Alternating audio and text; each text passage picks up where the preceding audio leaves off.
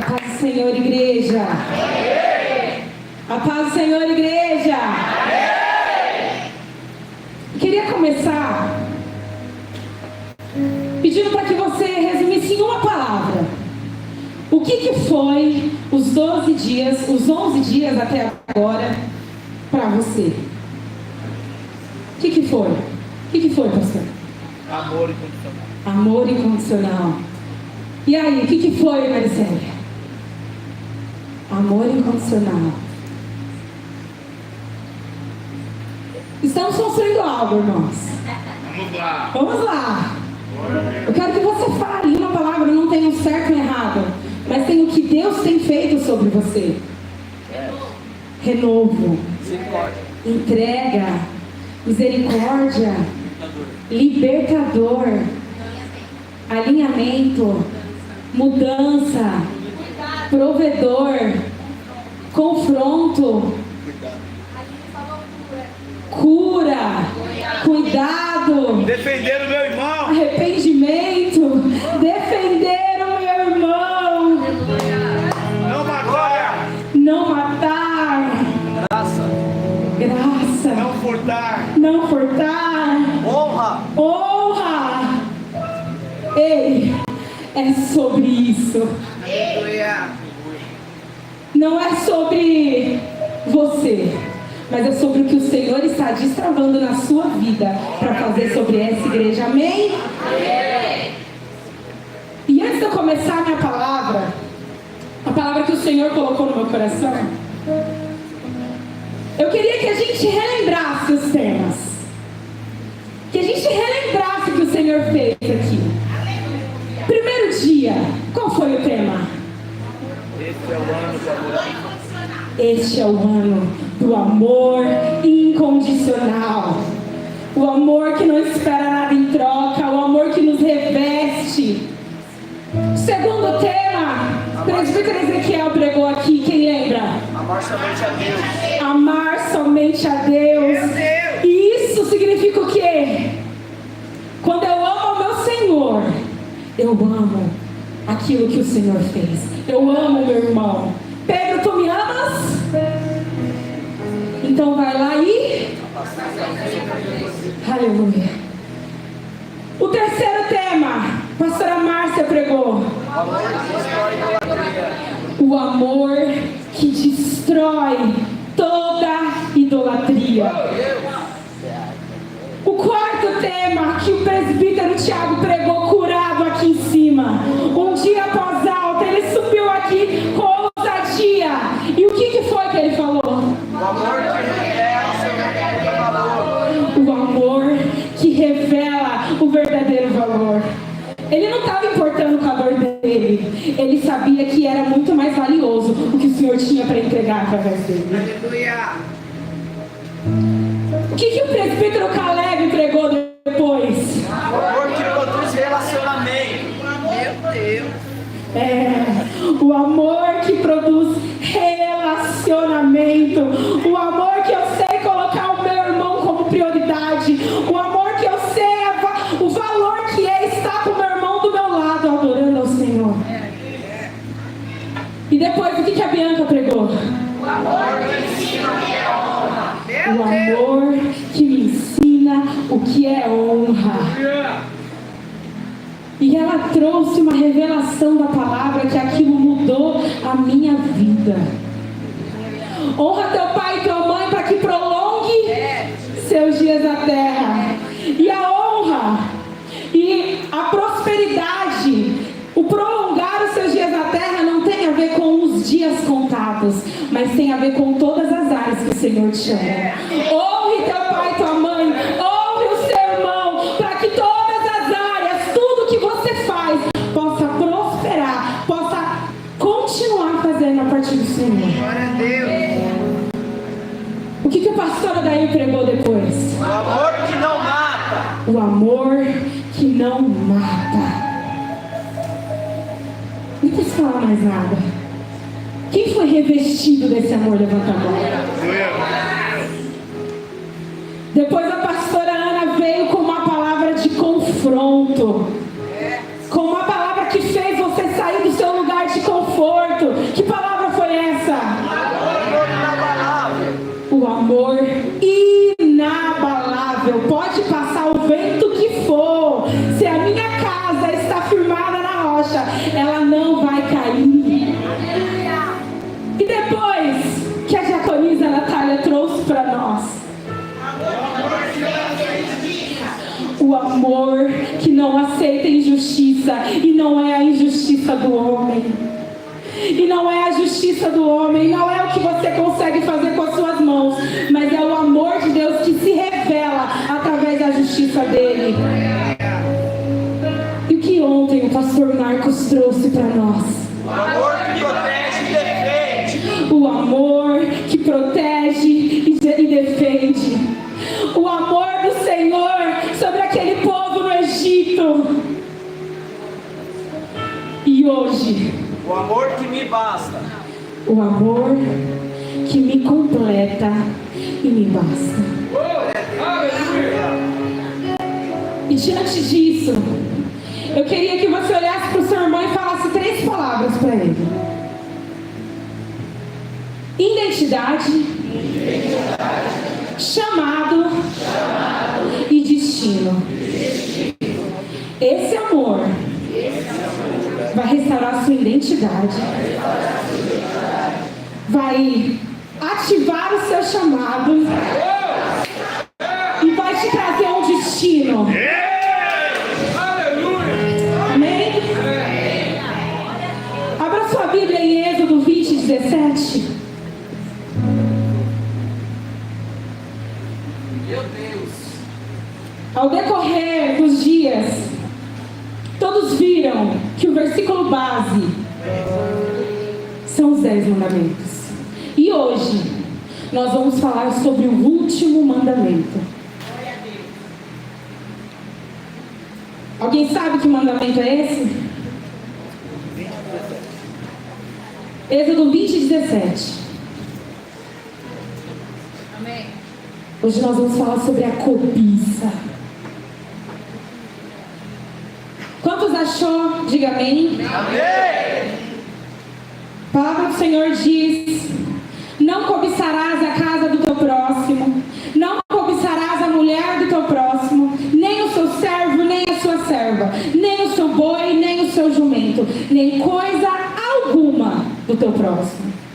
Olha para o irmão que está do seu lado e diz assim: nem coisa alguma do teu próximo.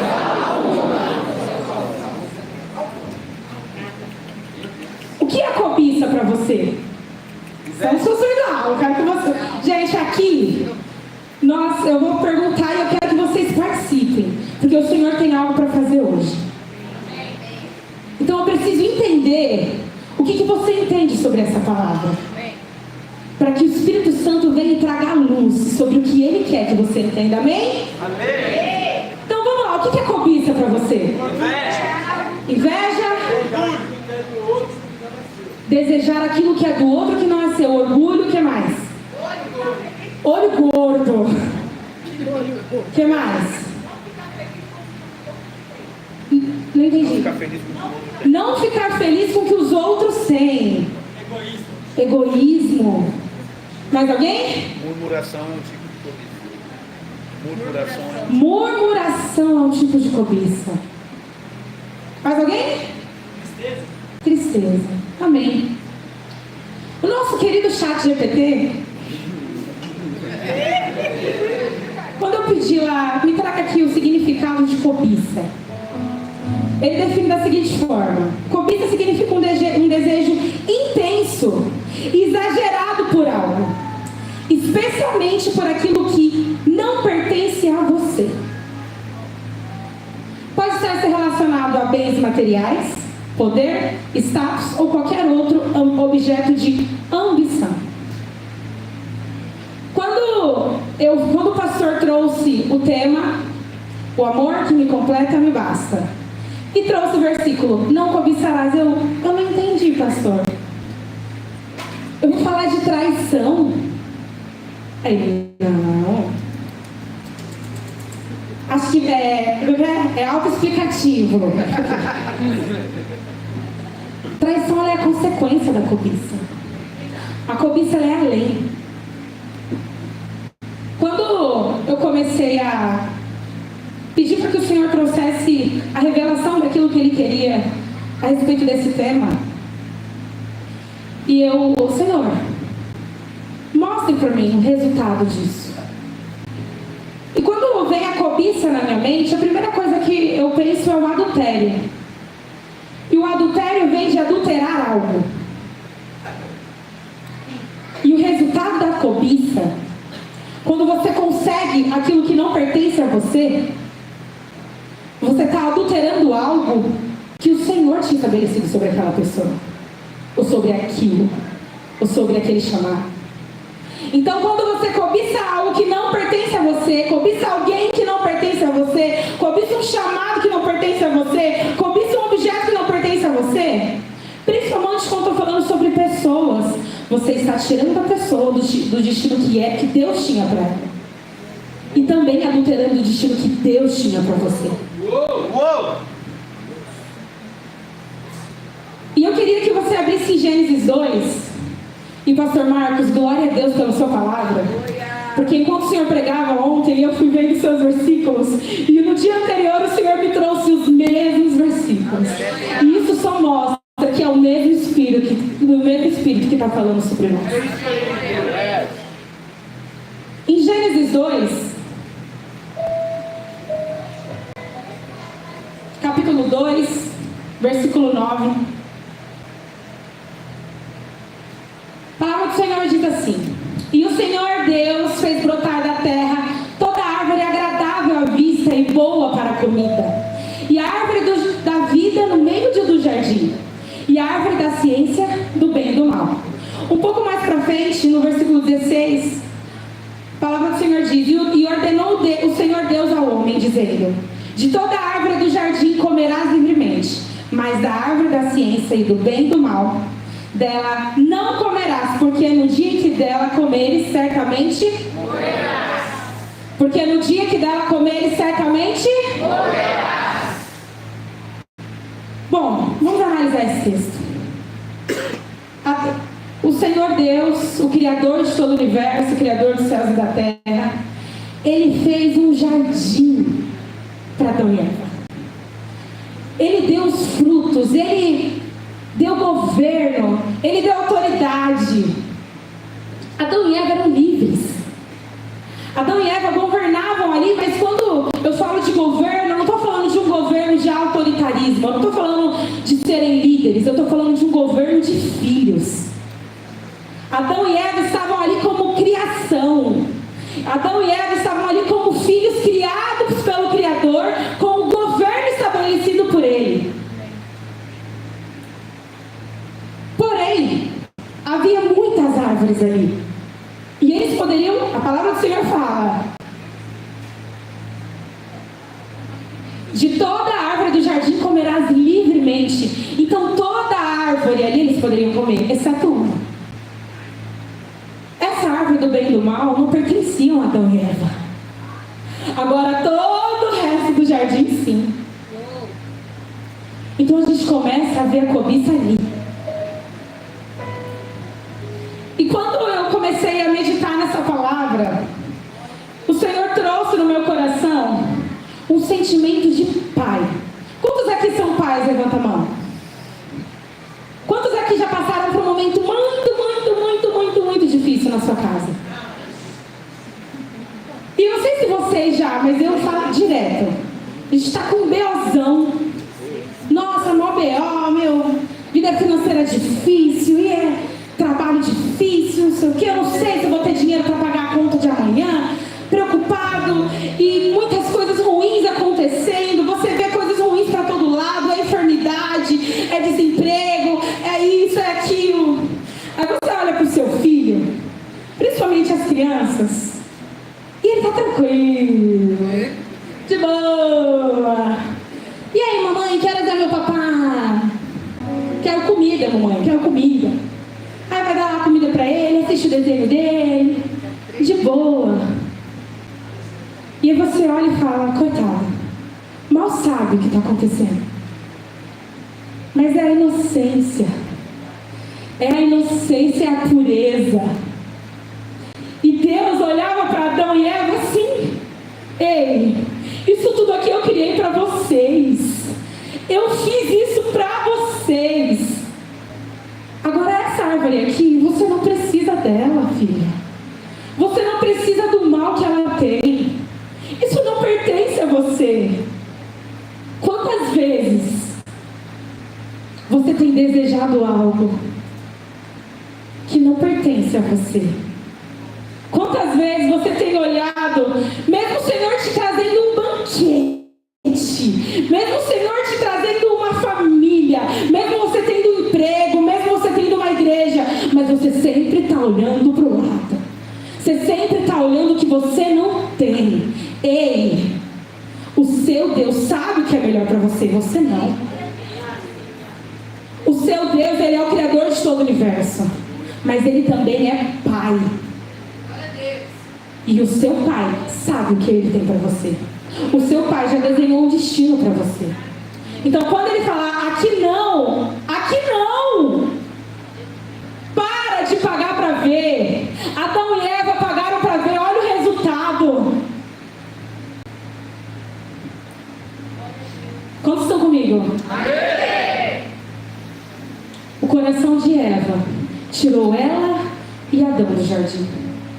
Gente, quando eu for para o céu, se eu encontrar aquela Eva lá, eu dou uma certa de conta para pagar com ela. Aleluia. Amor condicional, aleluia.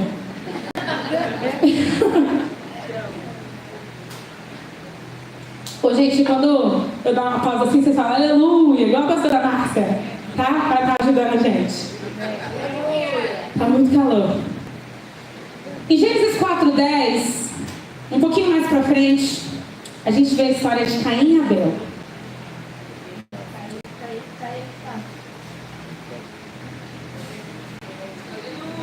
Quantos acharam? Diga amém.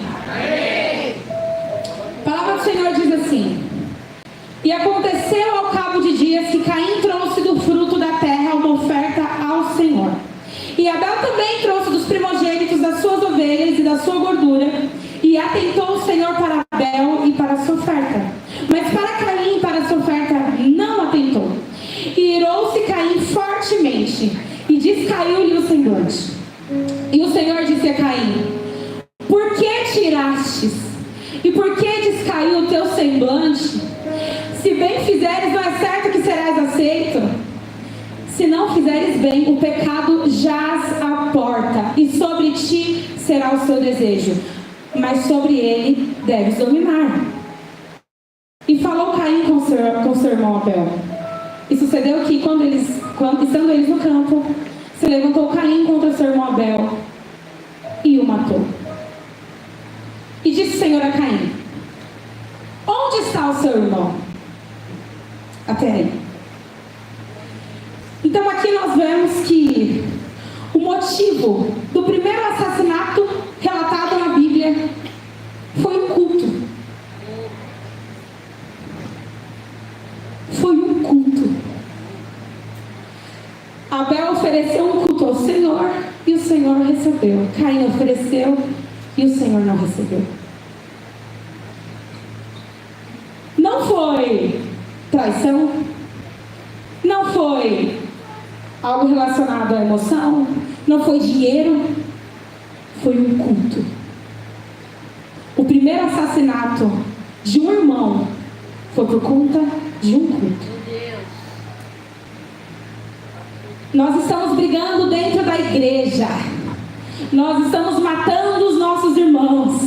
Nós estamos olhando para o lado e vendo quem é que faz melhor, quem é que pode mais. Não, eu posso mais, eu vou pregar melhor, eu vou falar melhor, eu vou louvar melhor. Mas não é sobre isso. Deus sabia onde estava Abel, mas ele perguntou para Caim: onde está o seu irmão? Porque é isso que importa para o Senhor. E o Senhor te pergunta agora: onde está o seu irmão? O que a sua arrogância tem feito com quem está do seu lado? O que a sua prepotência tem feito com o seu irmão? O que o seu falso testemunho tem feito com o seu irmão? Deus, Ele não quer a sua oferta. Deus, Ele quer você. Deus, Ele não precisa do que você tem para dar. Deus, Ele quer o seu coração. E o ponto ali não era somente sobre oferta. O Senhor, Ele avaliou o contexto geral. E antes de Caim matar Abel, Ele avisou. Ele falou: ei, olha o seu coração. Olha onde o seu coração vai te levar. Cuidado, o pecado está na porta. Vigia. Deus avisou Caim. Não foi por falta de aviso. Não foi por falta de informação. Deus olhou para Caim e falou: ei, cuidado. O pecado está aqui. Mas Caim fez assim: valeu, virou as costas e matou o seu irmão.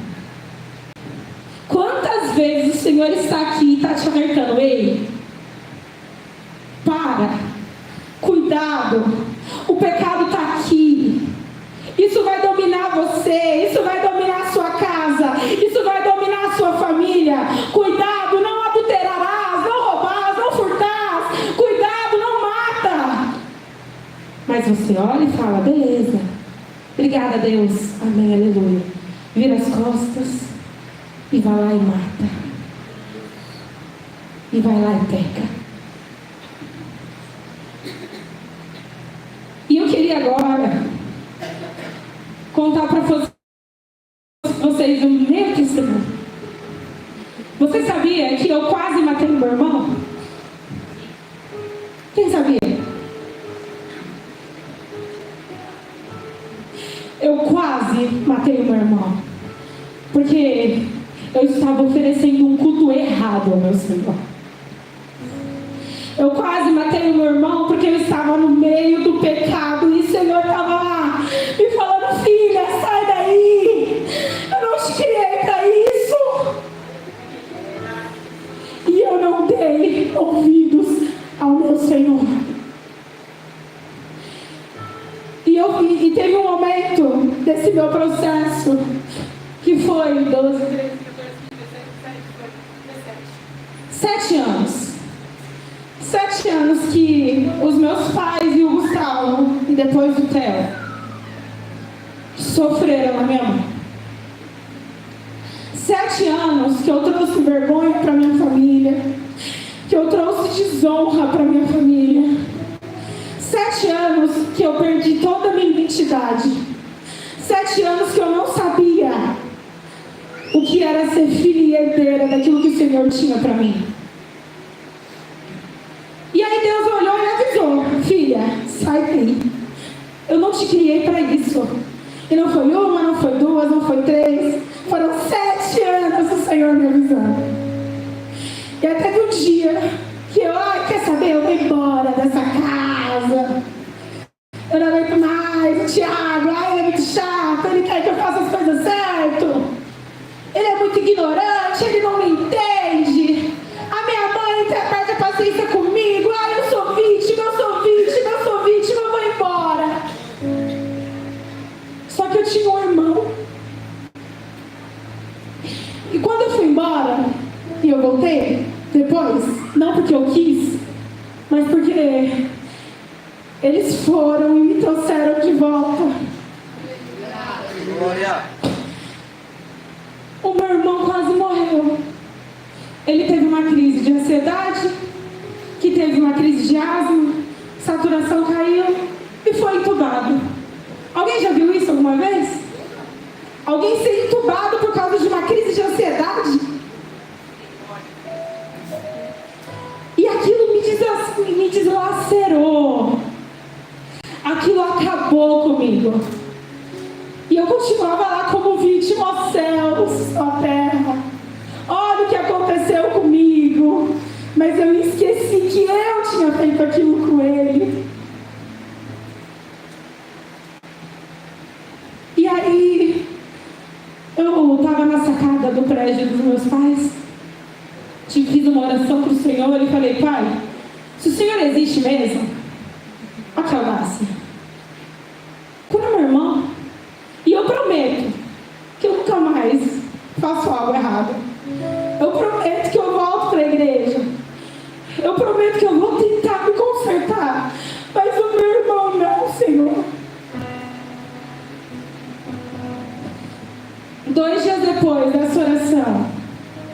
ele foi estudado.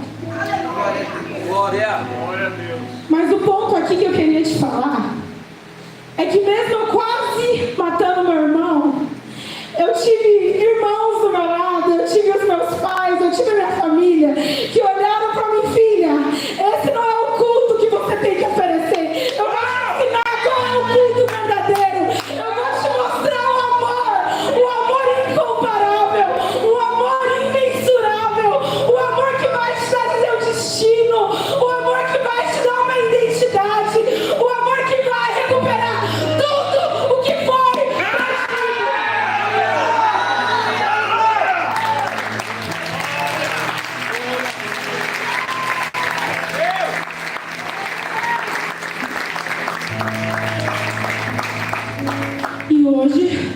E aí foi engraçado porque voltei pra casa, ele estava bem. E agora? Fiz uma promessa. E Deus curou. Tem que ir pra igreja, né? Não pedi perdão pra ninguém. Comecei pra igreja. Aí Deus começou a tratar, eu pedi perdão pra minha família, pra todo mundo. 2 meses depois, estou eu na casa dos meus tios, dos nossos pastores, e de repente encontro um moreno que fez uma brincadeirinha tão sem graça, ousado. E aí ele olhou pra mim e ele, nossa, é a menina que fugiu. Aí eu olhei pra ele e falei, prazer. Vem cá. Prazer. Sara, tudo bem? Meu nome é Sara, não sou a menina que fugiu. Aí ele falou, gente, melhor trancar a porta pra ela não fugir de novo. Não.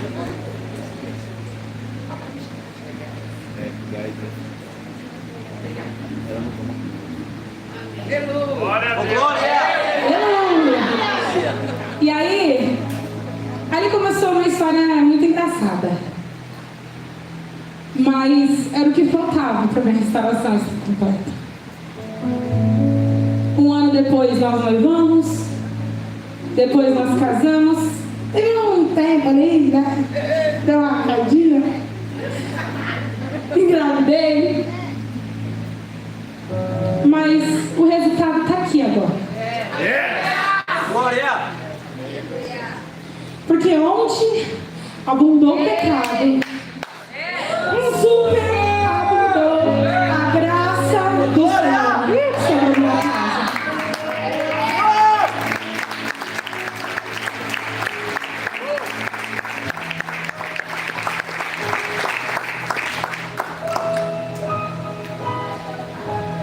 E eu não sei se eu contei aqui enquanto eu falava do meu testemunho, mas o motivo de tudo, claro, eu tive vários processos na minha vida e o inimigo foi muito sujo e cruel comigo.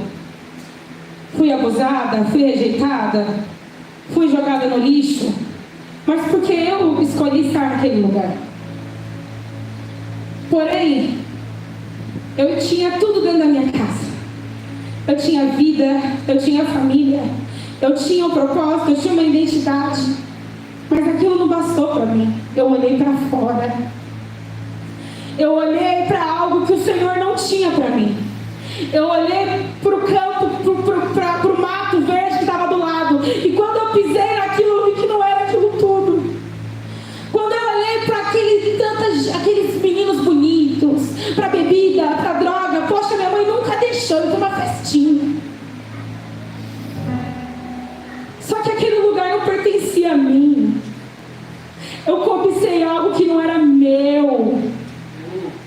Eu não fui chamada para ser escrava. Eu fui chamada para ser filha. E quantas vezes você tem olhado para o lado, olhado para o que o Senhor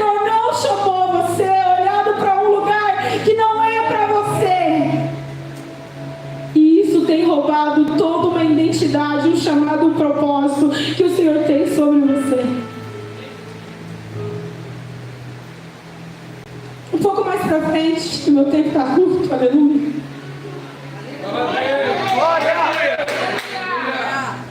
A gente vê a história do filho pródigo. Um pouco não, bastante mais pra frente, lá no Novo Testamento. Em Lucas 15, 20, para quem quiser dar uma olhada depois, a gente vê a história do filho pródigo. E é a mesma história que era a minha história.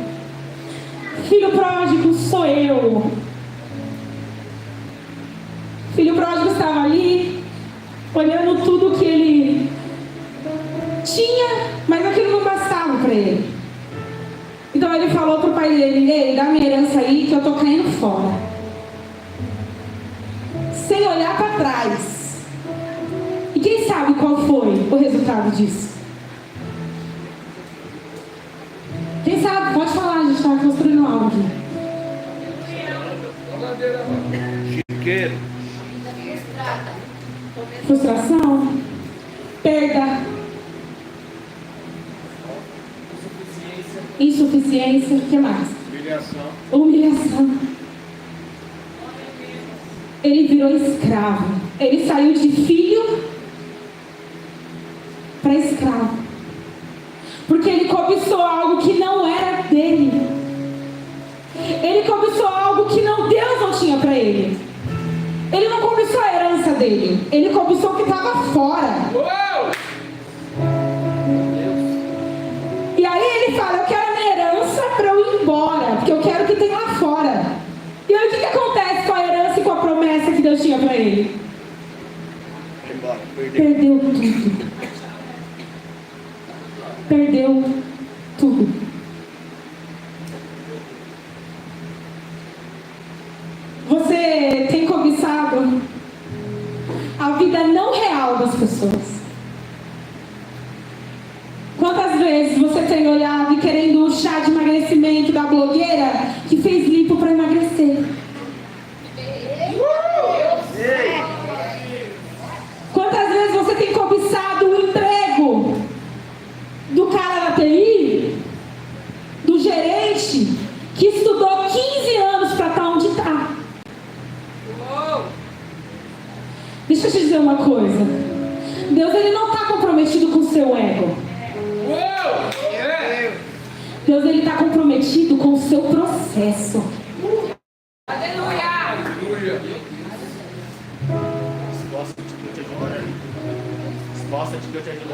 É sobre isso. O Senhor, ele tem um destino para você. Mas há um processo, há um caminho que precisa ser trilhado. Só que de uma coisa eu preciso que você entenda hoje. Há uma identidade estabelecida sobre você. Identidade de filho. E se hoje você entrou aqui não entendendo quem você é no Senhor, não entendendo que você é filho e herdeiro e co-herdeiro daquilo que Ele tem, e herdeiro e co-herdeiro do Criador, do Rei dos Reis, do Senhor dos Senhores, o Senhor quer mudar isso hoje. O Senhor quer mudar isso hoje. O Senhor quer te tirar de um lugar de escravidão e te levar para um lugar de filho. Filho revestido do amor dele.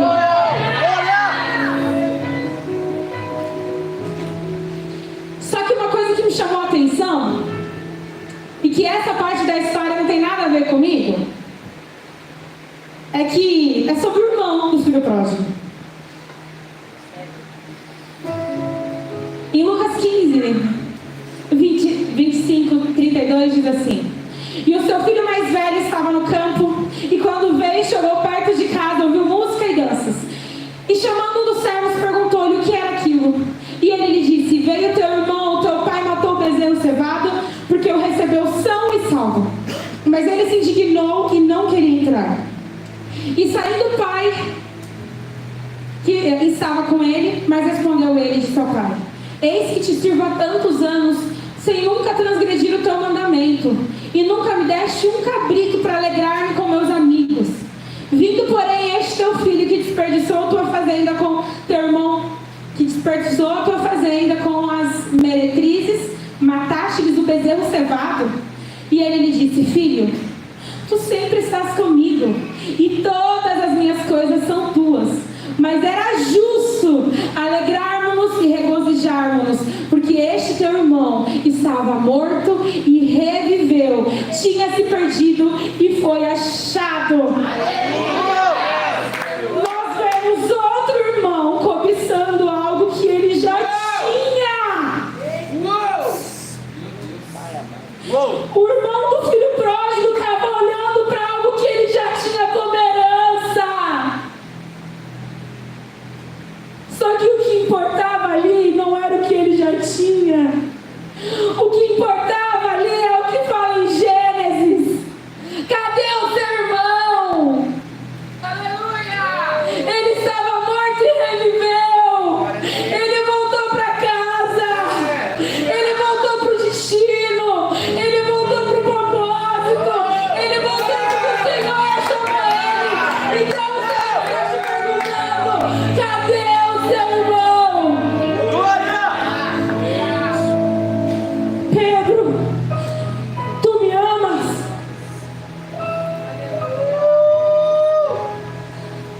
Tu me amas? Eu amo, Senhor. Pedro, tu me amas? Então apacenta as minhas ovelhas. Aleluia! E eu queria encerrar aqui te dizendo que há um chamado sobre você, há uma identidade que o Senhor quer estabelecer sobre você, há um destino sobre você, mas o que importa mesmo para o Senhor é quem está do seu lado, quem você tem carregado para viver isso contigo, quem é que você tem alcançado com o que o Senhor estabeleceu sobre você. Você pode pregar bem, mas quantas pessoas estão sendo salvas por aquilo que você está falando? Você pode cantar bem, mas quantas pessoas estão sendo impactadas pela presença do Senhor através da sua adoração? Você pode fazer o bem, mas quem está sendo salvo? Isso é o que importa para o Senhor. Porque o amor do Senhor me alcança, supre as minhas necessidades, exalta o nome dele e alcança quem está ao meu redor. Não é a bênção mais, não é somente a bênção, é o amor do Senhor estabelecido sobre você. Isso te basta. Isso te basta. Para encerrar, eu quero ler alguns versículos com vocês. E eu quero que você agora, que entendeu quem você é no Senhor, compreenda o poder que tem nessa palavra aqui, ó. E que quando você estiver revestido da identidade de filho, revestido do amor incondicional do Senhor, nada vai prevalecer contra a igreja do Senhor. Romanos 6:23 diz: pois o salário do pecado é a morte, mas o dom gratuito de Deus é a vida eterna em Cristo Jesus, o nosso Senhor. 2 Coríntios 12:9 diz: mas ele me disse: minha graça é suficiente para você, pois o meu poder se aperfeiçoa na fraqueza. Portanto, eu me gloriarei ainda mais alegremente em minhas fraquezas, para que o poder de Cristo repouse sobre mim. Salmos 23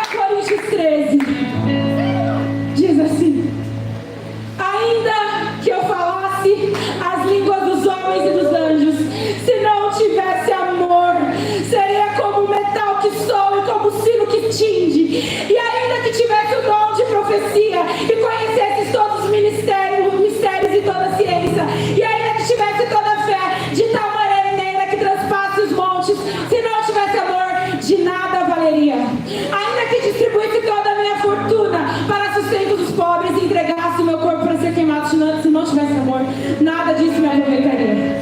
O amor é sofredor, é benigno, o amor não é invejoso, o amor não trata com leviandade, não se exorbedece, não se importa com indecência, não busca os seus interesses, não se irrita, não suspeita o mal, não folga com injustiça, mas folga com a verdade.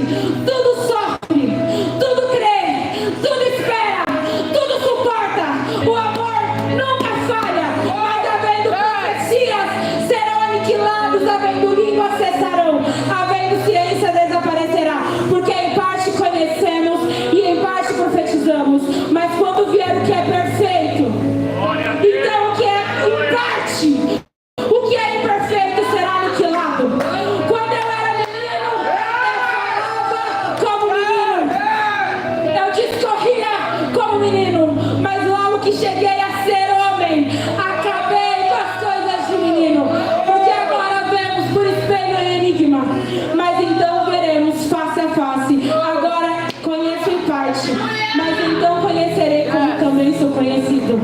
Agora, pois, permaneçam a fé, a esperança e o amor. Estes três, mas o maior destes é o amor.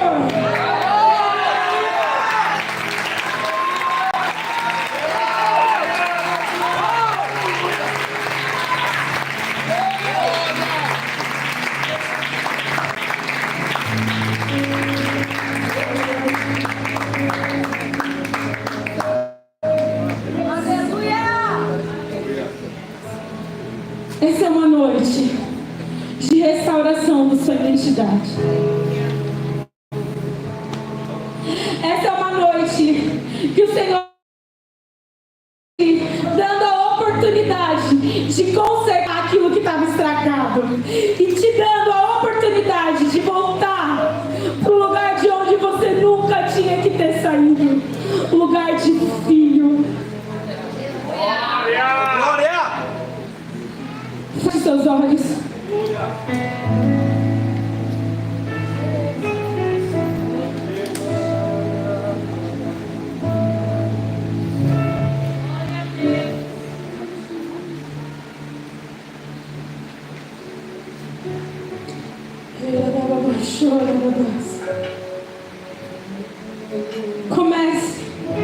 Comece a falar para o Senhor tudo aquilo que você estava cobiçando, tudo aquilo que você estava querendo que não pertencia a você, tudo aquilo que estava te tirando do lugar de filho. Era uma dor, era uma resposta, era uma emoção, era alguém, era uma causa, era um medo. O Senhor quer te trazer restauração, o Senhor quer te trazer um destino, o Senhor quer te trazer de volta. Não é mais tempo de você olhar pessoas fazendo, agora é tempo de você ir e fazer. Não é mais tempo de você ficar embaixo da cama. O Senhor tem te chamado para brilhar a glória dele, resplandecer a glória dele sobre você. Mas antes que isso aconteça, você precisa tratar a sua identidade. Antes que isso aconteça, você precisa avaliar o seu coração. O que te tem impedido de viver o amor que te completa? O que você tem colocado